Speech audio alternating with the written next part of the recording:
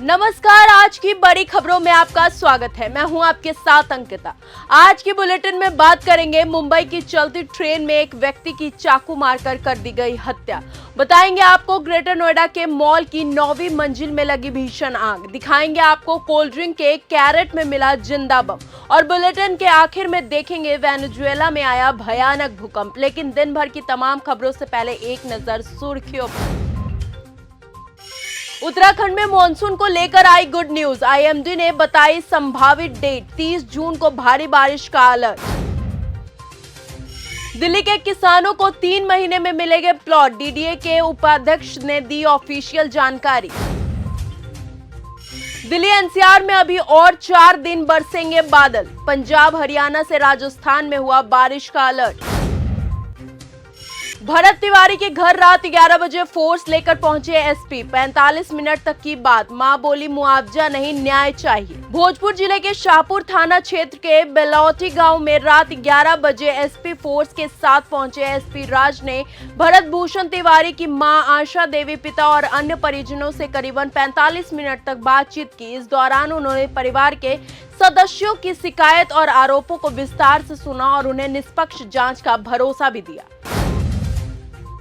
मुंबई की चलती local train में दरवाजा बंद करने को लेकर हुए विवाद के बाद एक व्यक्ति की चाकू मारकर हत्या कर दी गई। पीड़ित की पहचान मयंक लोहर के रूप में हुई है, जो चर्च गेट नाला सुपारा फास्ट लोकल ट्रेन के फर्स्ट क्लास डिब्बे में यात्रा कर रहा था, जब गोरेगांव और कांदिवली के बीच उनका दूसरा यात्री से तीखी बहस हो गई।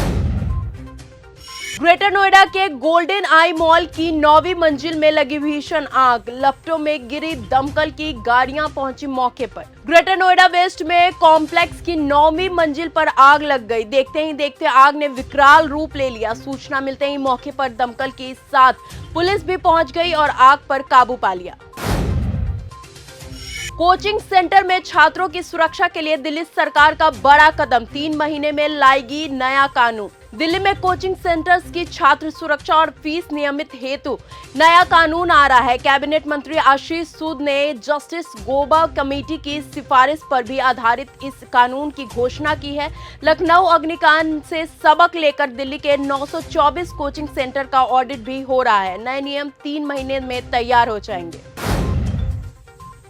एनसीईआरटी की 9वीं की किताब में पहली बार पढ़ाया जाएगा आपातकाल। इंदिरा गांधी सरकार पर बड़ा अध्याय। विपक्ष ने बीजेपी पर साधा निशाना। एनसीईआरटी ने पहली बार कक्षा 9 की सामाजिक विज्ञान की किताब में 1975 से 1977 के आपातकाल को शामिल किया है। किताब में मौलिक अधिकार के निलंबन, प्रेस सेंसरशिप और जयप्रकाश नारायण आंदोलन का जिक्र है।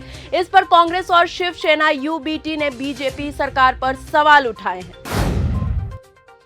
मुहर्रम से पहले कटिहार को दहलाने की थी साजिश। कोल्ड ड्रिंक के कैरेट में मिले जिंदा बम। कटिहार पुलिस इस बात का पता लगाने में जुटी है कि क्या ये बम किसी साजिश के तहत रखे गए थे। साथ ही पुलिस दुकान के मालिक से इस मामले में पूछताछ भी कर रही है।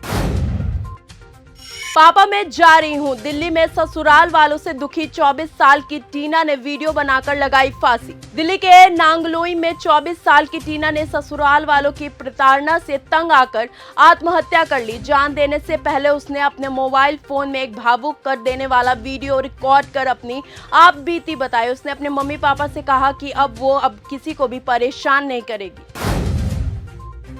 खास महल की जमीन को लेकर सम्राट सरकार का बड़ा फैसला लिया गया है। ये निर्णय बिहार के सम्राट सरकार ने खास महल की जमीन को लेकर बड़ा फैसला लिया है। अब राज्य के विभिन्न जिलों में खास महल की भूमि पर वर्षों से रहने वाले लोगों को शीघ्र ही उनका मालिकाना हक मिल जाएगा। इसके लिए राज्य सरकार विचार कर रही है। साइकिल चला रहा था 10 साल का बच्चा। कुत्तों ने किया ऐसा हमला, शरीर पर 50 जगह काटा। फरीदाबाद स्थित बल्लभगढ़ की एक रिहायशी सोसाइटी में आवारा कुत्तों के झुंड ने 10 वर्ष के बच्चे पर हमला कर दिया।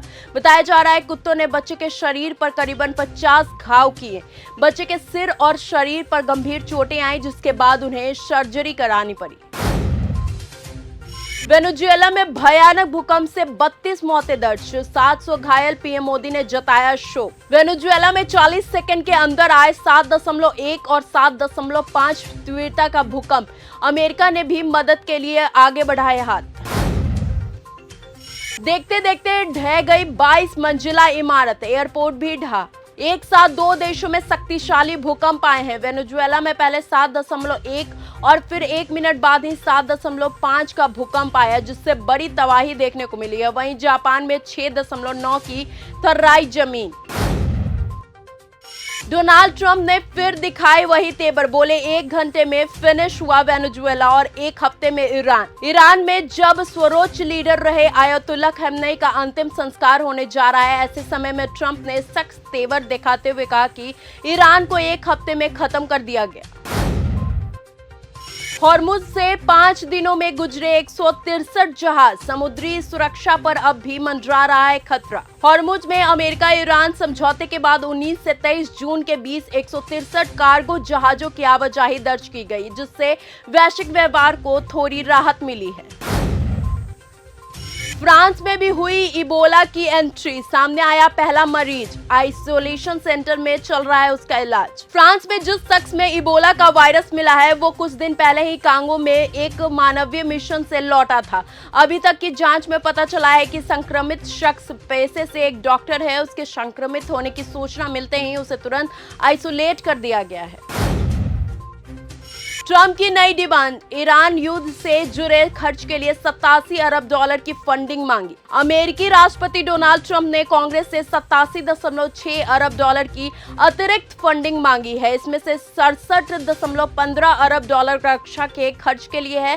प्रस्ताव को लेकर संसद में विरोध बढ़ रहा है। कई सांसद युद्ध खर्च पर सवाल भी उठा रहे हैं, जबकि व्हाइट हाउस इस राष्ट्रीय सुरक्षा के लिए जरूरी बताया गया है। तो फिलहाल आज के इस बुलेटिन में सिर्फ इतना ही। देश और दुनिया की तमाम खबरों के साथ ऐसे ही जुड़े रहने के लिए बने रहिए हमारे साथ और देखते रहिए न्यूज़ गंगा।